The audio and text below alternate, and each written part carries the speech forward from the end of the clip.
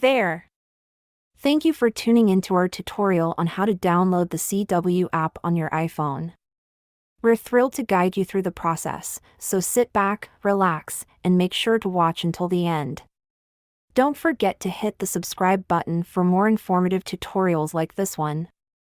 To begin, go ahead and open the App Store on your iPhone. You'll notice a search button located at the bottom right corner of your screen. Tap on it to access the search bar and type in CW.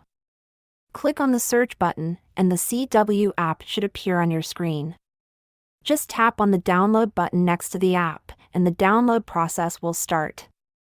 Be patient and wait for the app to fully download onto your iPhone.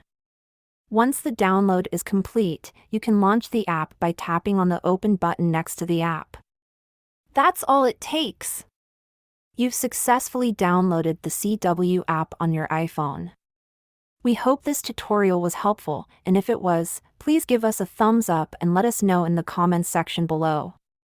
We always value your feedback and are happy to address any questions you may have. Stay tuned for more helpful tutorials coming your way.